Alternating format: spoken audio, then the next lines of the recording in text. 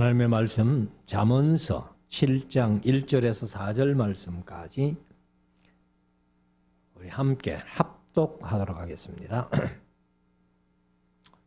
잠언서 7장 1절에서 4절 말씀까지 우리 같이 읽겠습니다. 시작. 내 아들아, 내 말을 지키며 내 명령을 네게 간직하라. 내 명령을 지켜 살며 내 법을 내 눈동자처럼 지키라. 이것을 내 손가락에 매며 이것을 내 마음판에 새기라. 지혜에게 너는 내 누이라 하며 명철에게 너는 내 친족이라 하라. 아멘. 한번 기도하겠습니다. 우리 말씀을 묵상하는 시간인데요. 오늘 잠언서 7장 말씀을 우리가 함께 묵상하기를 원합니다. 그리 길지 않는 27절밖에 되지 않습니다만은 사실 절수는 뭐 27절 돼도 우리가 다른 복음서나 이런 성경에 비하면은 한 절 한 절이 짤막짤막해요. 그래서 절수는 27절 되지만은 분량은 뭐 다른 복음서나 이런 것에 비하면은 짧은 그런 책이 이제 잠언서고 그렇습니다만은 여기 이제 잠언서 1장부터 보면은 하나님께서 이 솔로몬을 통해서 잠언을 이야기하게 하셨는데 뭐 늘 말씀드립니다만은 열왕기상 4장 32절에서 솔로몬이 잠언 3,000개를 말했고 그다음에 노래는 1,005개를 지었는데 잠언서도 사실은 솔로몬이 말한 3,000 잠언이 다 기록되어 있지 않다. 그 3,000 잠언 중에서 특별히 하나님의 말씀 성경에 들어올 만한 잠언을 잠언서 25장 1절에 보면은 히스기야에서는 신하들이 편집했다. 이렇게 기록을 하고 있고요. 그리고 뭐 늘 말씀드립니다만은 솔로몬이 노래는 1,005개를 지어서 노래했는데 뭐 성경에 전해지는 것은 3개밖에 없다. 그래서 그 3개가 성경 속에 아가서와 시편 72편, 그다음에 시편 127편 이렇게 이제 전해지고 있다 하는 것을 말씀을 드리면서 1장 1절부터 6절까지 내용 속에 잠언을 기록한 목적, 뭐 한마디로 말씀드리면은 지혜롭게, 의롭게, 공평하게, 정직하게 살기 위해서 그렇게 잠언을 얘기했다. 이렇게 말씀을 하면서 특별히 이제 이 5장부터 오늘 7장 말씀까지 특별히 이제 솔로몬이 자기 아들들에게 오늘날로 말하면은 우리 모든 성도들에게 엄려를 주의해라 하는 것이 5장, 6장, 7장에 다 석장을 통해서 또 그렇게 말씀을 하고 있습니다. 그래서 사실 우리가 이 세상을 보면은 이 엄난이라는 것이 아마 극에 달했다 할 정도로 우리가 세상을 보면은 어지럽습니다만은 우리가 이제 성경 속에서 하나님이 특별히 잠언서에도 이제 5장부터 7장까지 엄려를 주의해라 하는 것을 말씀을 하고 있기 때문에 우리가 이 말씀을 또 교훈 삼아서 결코 음행에 빠지지 않는 그러한 이제 신앙생활을 해야 되겠죠. 자, 그러면 이제 1절부터 27절까지 한 절씩 읽으면서 한번 말씀을 묵상하겠습니다. 내 아들아, 내 말을 지키며. 그러면 솔로몬이 잠언서에서 내 아들아 이렇게 표현한 것이 제가 19번이라고 그렇게 말씀을 드렸는데 아무튼 이제 솔로몬이 1천 아내를 거느리면서 자녀를 얼마나 낳았는지는 뭐 그 지혜로운 솔로몬도 자녀의 수는 얘기하고 있지 않다 하는 것을 자주 말씀을 드립니다만은 그래서 그 아들을 교훈하기 위해서 아들들을 교훈하기 위해서 잠언 3천을 얘기했기 때문에 내 아들아 내 아들들아 이런 표현이 많이 이렇게 19번이나 기록되어 있습니다. 그래서 여기도 내 아들아 내 말을 지키며 내 명령을 네게 간직하라. 그러면 솔로몬이 내 말을 지켜라, 내 명령을 네게 간직해라 하는데 네 명령이 사실은 미추와 하는 히브리어인데 명령이란 뜻도 있지만은 계명이란 뜻도 있어요. 그래서 개역 개정은 명령이라고 번역하지 않고 계명으로 번역했습니다. 그러면 계명이라면은 우리가 오늘날로 말하면은 66권의 성경이 다 계명의 말씀이다. 이렇게 얘기할 수 있죠. 그러니까 이제 이 말씀을 네게 간직해라. 그래서 이 이제 사실은 우리가 하나님의 말씀이 우리가 뭐 주일마다 쇠말을 낭독하고 있습니다만은 신명기 6장 4절부터 9절까지 말씀 속에서 이스라엘아 들으라 이렇게 말씀하시면서 여호와 하나님은 오직 하나인 여호와시니 너는 마음을 다하고 성품을 다하고 힘을 다하여 주 너희 하나님을 사랑하라 하는 이 말씀을 너는 첫째 마음속에 새기고 그 다음에 손목에 메고 미간에 붙이고 문설주에 붙여놓고 그 말씀을 날마다 자녀들에게 가르치고 그리고 부지런히 가르쳐라 이렇게 말씀을 했지 않습니까? 그러니까 솔로몬도 자기 아들들에게 무엇보다도 중요한 것은 명령을 네게 간직할 뿐만 아니라 이제 그 말씀을 지켜 나가라는 겁니다. 그래서 2절에 보면은 내 명령을 지켜서 살며 우리가 말씀 듣는 게 중요한 게 아니고 듣는 것도 물론 중요하죠. 들어야 이제 지킬 수가 있으니까. 그런데 듣는 것으로 끝나버리면은 아무도 아니라는 거예요. 그래서 그 말씀대로 살려고 지키려고 애를 쓰는 그것이 참 좋은 신앙인들이 할 수 있는 것이다. 이렇게 말씀을 드리는데 내 명령을 지켜서 살며 내 법을 내 눈동자처럼 지키라. 우리가 눈동자를 지키기 위해서 뭐가 있어요? 눈꺼풀이 있어요. 눈꺼풀. 눈꺼풀이 미처 눈동자에 뭐가 들어갈 때에 알지 못해서 눈꺼풀이 작동을 안 해서 들어갈 경우도 있어요. 보면은 우리가 생활하다 보면은 그렇지만은 웬만하면은 다 이 눈꺼풀이 이렇게 막아줌으로 말미암아 눈동자를 지켜준다는 거예요. 그러니까 눈동자 우리가 육신을 가지고 있으면서 눈동자를 지키기 위해서 눈꺼풀이 작동하는 것처럼 이 하나님의 말씀을 네 마음속에 간직해가지고 그 말씀을 눈동자 지키듯이 말씀을 지켜라. 이렇게 이제 교훈을 하고 있습니다. 그리고 3절 이것을 내 손가락에 매며 이거는 이제 신명기 6장에 말씀하신 대로 내 손목에 매며 하는 말이나 똑같아요.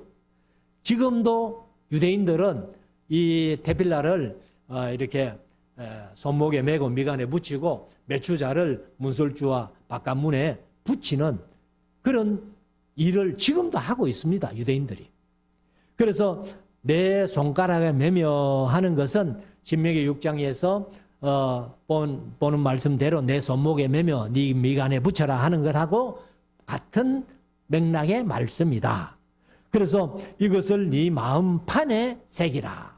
그러니까 2절에서도 1절에서도 네게 간직하라 했고 여기는 이제 네 마음판에 새기라 이렇게 말씀을 하고 있습니다. 4절 지혜에게 너는 내 누이라.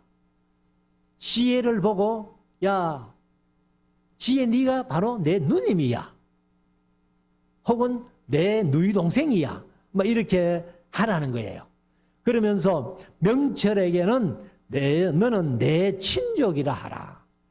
그러니까 누이고 친족은 뭐예요? 우리가 함께 가까이 지내는 것을 얘기를 하죠.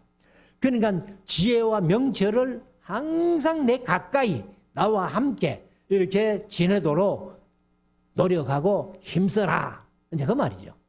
그러니까 우리가 세상을 살아가는 삶 속에 그냥 되던 둥 마는 둥 멋대로 그렇게 사는 게 아니라 항상 좀 생각하면서 지혜를 명철을 이렇게 생각하면서 그렇게 살아가거라 하는 것을 말씀을 하고 있습니다.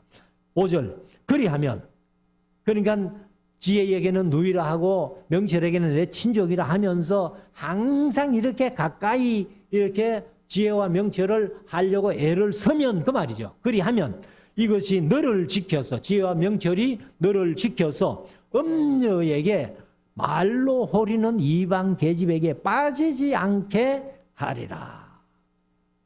그러니까 어떤 그 여자가 유혹한다 할지라도 지혜를 생각하면서 명철을 생각하면서 그런 이제 앞에 우리가 6장에서 표현한 말씀대로 5장과 6장에도 이제 그런 표현을 했습니다만 여인들의 말이 꿀같이 단말을 한다는 거예요.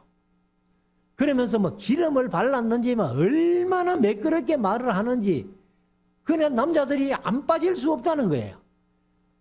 그런 꿀 같은 말이라도 매끄럽게 하는 기름 발린 그런 말을 한다 할지라도 너는 지혜를 생각하고 명철을 생각하면은 그 유혹에 빠지지 않게 될 것이다. 이렇게 이제 교훈을 하는 거지요. 6절 내가 내 집 덜창으로 살창으로 이제 덜창이나 살창이나 뭐 같은 말이에요. 창문으로 말입니다. 창문으로 이렇게 이제 내다 보다가 그러니까 아마 솔로몬이 창문으로 이렇게 거리를 내다보는데 7절에 가면은 어리석은 자 중에 아주 어리석은 자라고 그렇게 표현하는데 우리말로 번역할 때 어리석은 자라고 번역을 했는데요. 히브리어 원어의 뜻을 가만히 보면은 페티라는 단어인데 페티라는 단어의 뜻이 뭐냐면은 단순한 순진한 마음이 열린 이 말입니다. 그러니까 우리가 좋은 의미에서 마음이 열리고 순진하면 좋지만은 이게 나쁜 의미에서 순진한 사람들이 바로 이런 음녀들에게 그 꿀 같은 단말에 기름 발린 그 매끄러운 말에 그 순진함이 오히려 역효과가 된다는 거죠. 그리고 열린 마음이 역효과가 된다는 거죠. 그러니까 그것을 이제 조심해라 그 말인데 그래서 어리석은 자 중에 순진한 사람이나 마음이 열린 사람 중 소년 중에 한 지혜 없는 자를 보았노라. 여기 이제 개역 개정은 젊은이 가운데 이렇게 써요. 여기 이제 우리는 제가 보는 성경은 소년 중에 했고 여기 이제 개역 개정은 젊은이 가운데 지혜 없는 젊은이 마음이 열리고 순진한 젊은인데 지혜가 없다는 거예요. 지혜가 없으니까 어떻게 하느냐 8절 그가 거리를 지나 음녀의 골목 모퉁이로 가까이 하여 그 집으로 들어가는데 오늘 현재 같으면은 아마 창녀촌이 집단으로 이렇게 모여 있잖아요. 대구도 많이 없어졌지만은 아직도 옛날 동아백화점 뒤에 동아극장 뒤에 가보니까 그 창녀촌이 아직 조금 존재하는지 모르겠습니다만 요 근래는 가보질 않아서 모르겠는데 아무튼 거기가 이제 자갈마당이라 해가지고 대구에서는 유명했던 곳 아닙니까? 그러니까 그런 골목으로 이 마음이 순진한 마음이 열린 한 젊은 사람이 거리로 들어가더라는 거예요. 그런데 9절에 보면은 저물 때에 황혼 때 깊은 밤 허감 중에라. 왜 낮에는 거리로 들어가면은 사람들의 이목이 두려우니까. 그러니까 이제 어둠을 틈타서 사람 눈을 피해서 거리로 들어가는 것을 보았다는 거예요. 창문으로. 10절에 보면은 그때에 기생의 옷을 입은 강교한 계집이 그를 맞으니. 여기는 이제 우리말로는 기생이라고 번역했는데 제가 늘 자주 말씀드렸습니다만 히브리어는 그냥 자하나예요. 자하나가 뭐라고요? 장녀예요, 장녀. 그래서 성경 속에는 장녀가 두 종류가 있다고 제가 늘 강조해서 말씀드렸는데, 우리말로는 장녀를 기생으로 번역한 곳이 많습니다. 그 요사서 2장에 보면은 기생 라합이라고 하는데, 그 기생이 자하나예요. 그래, 라합이 장녀였다는 거예요. 그리고 이제 그것은 뭐 일반적으로 돈을 받고 몸을 파는 장녀인데, 특별한 장녀가 있어요. 그게 뭐냐 하면은 히브리어로 케데시아라는, 그러니까 케데시아라는 장녀는 하나님의 성전에는 그런 일이 있을 수 없지만은 이방 신전에, 바알 신전에, 특별히 고린도에 있었던 아프로디테라는 그런 신전에 이 바쳐진 여인들이 있는 거예요.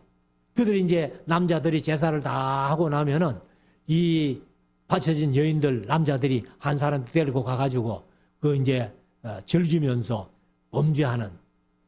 그러니까 그것을 자기들은 이방 신전에서는 거룩한 장녀예요.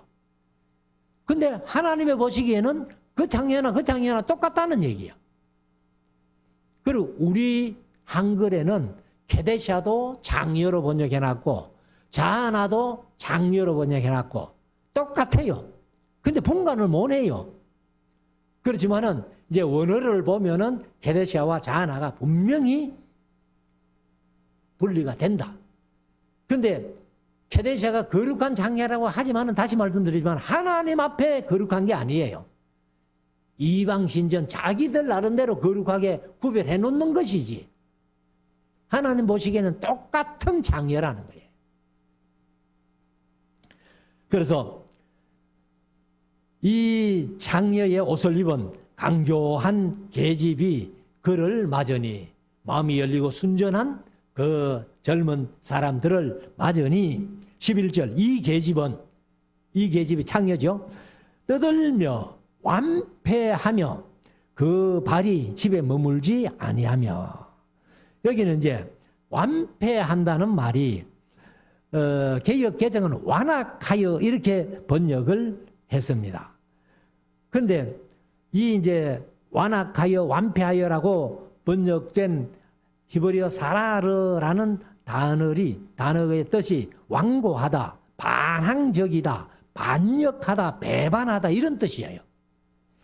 그러니까 한마디로 말씀드리면은 입이 통제가 안 되고 아주 완고하게, 그래 이제 소년에게 꿀이 발린 말로 기름 바른 것처럼 매끄러운 말로 그 남자를 이제 유혹해 드린다는 그런 뜻이죠.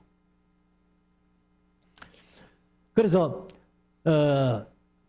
완패하며 그 발이 집에 머물지 아니하며, 여자라면은 다소시 집에서 이렇게 가정을 꾸려야 되는데 요즘 또 여자들은 안 그렇지요.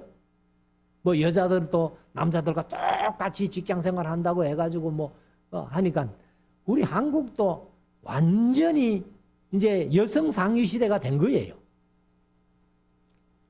그러나 뭐 우리가 시대가 그렇다고 해서 신앙생활 하는 저와 여러분들이 성경을 벗어날 수는 없다는 겁니다. 12절, 어떤 때에는 거리, 어떤 때에는 광장 모퉁이에 서서 사람을 기다리는 자라. 왜요? 남자들을 유혹하기 위해서. 그래서 이제 모퉁이에 서서 사람을 기다리는 자인데, 13절, 그 계집이 그를 붙잡고 입을 맞추며. 그러니까 이제 그 어리석은 자, 이제 그것이 이제 원의 뜻은 순진하다, 마음이 열렸다, 이제 이런 말씀을 드렸는데, 그런 순진한 젊은 사람을 그렇게 그 창녀손으로 석 들어오니까 그냥 쫓아나가가지고 붙들고는 입을 맞추면서 부끄러움도 모르는 얼굴로 말하되, 내가 화목제를 드려서 서원한 것을 오늘날 갚았노라. 내가 뭐 여간 당신을 미혹해가지고 범죄한다 할지라도 내가 하나님 앞에 화목제를 드렸기 때문에 이것은 죄가 아니야. 막 이렇게 이제 매끄러운 말로 또 유혹하겠죠. 그래가지고 오늘날 갚았노라. 15절 이러므로 내가 너를 맞으려고 나와서 네 얼굴을 찾다가 너를 만났도다. 참 당신 같은 사람을 만나려고 내가 애를 썼는데 오늘 당신을 만났으니까 내가 얼마나 좋겠나 하면서 이제 유혹을 한다는 거죠. 그래서 16절에 내 침상에는 화문요와 애굽의 문체 있는 이불을 폈고 아주 고급스러운 이제 침대를 만들어 놨으니까 오늘 저녁에 한번 실컷 즐기자 막 이런 식으로 했다는 거죠. 그래서 17절 몰약과 침향과 계피를 뿌렸노라.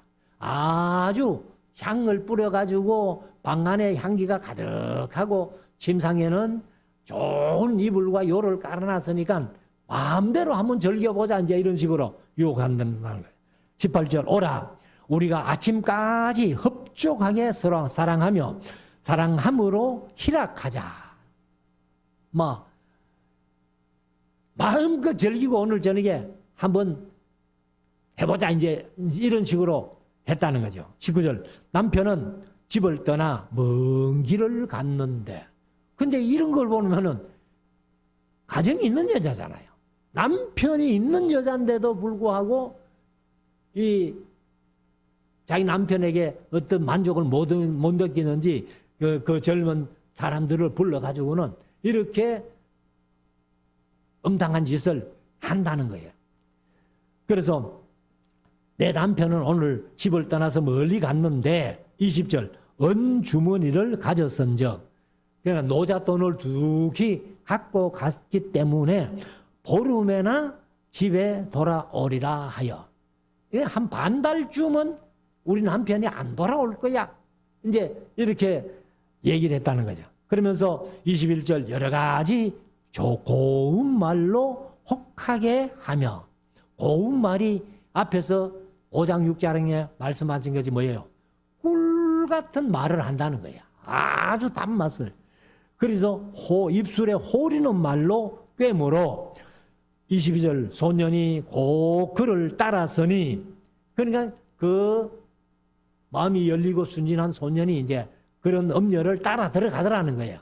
그런데 따라 들어가는 모습이 22절 하반절 소가 푸주로 가는 것 같고 이게 이제 개역개정은 푸주가 도수장입니다. 그래 이거 도수장보다도 도살장이라 하면 더 쉽죠. 가축을 이제 죽이는 도살하는 그 소가 거기에 도살장으로 갈 때는요, 소도 안다는 거예요.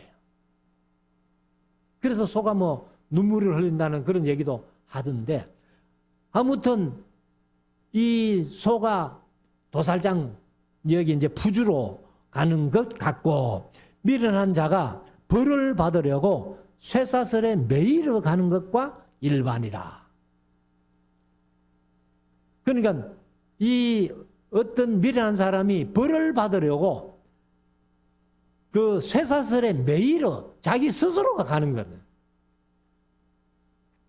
그래서 23절 필경은 살이 아니고 사실은 앞에 화자 하나 더 붙이면 좋아. 화살이 그 간을 뚫기까지에 이를 것이라.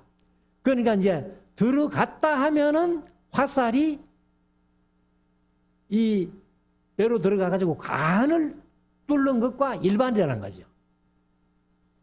그리고 새가 빨리 그물로 들어가되 그 생명을 잃어버릴 줄 알지 못함과 일반이라.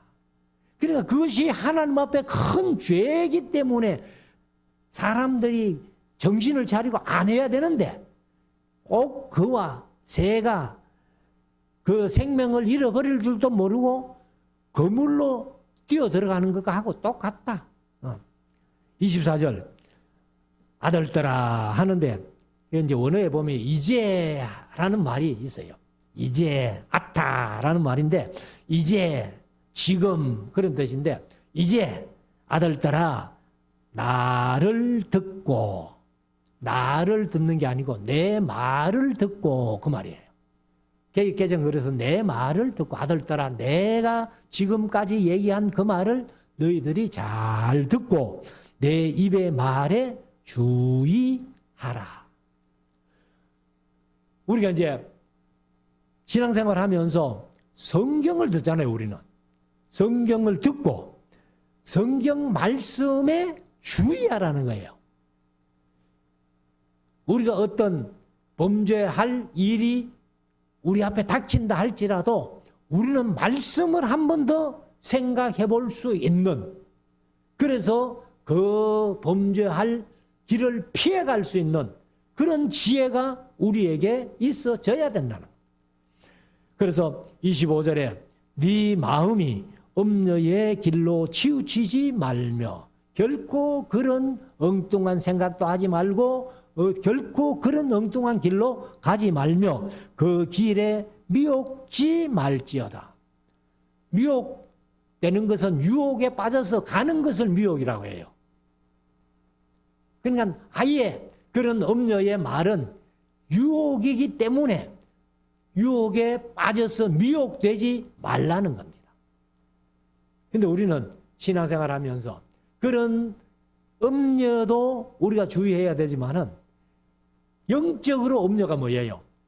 이단들이에요.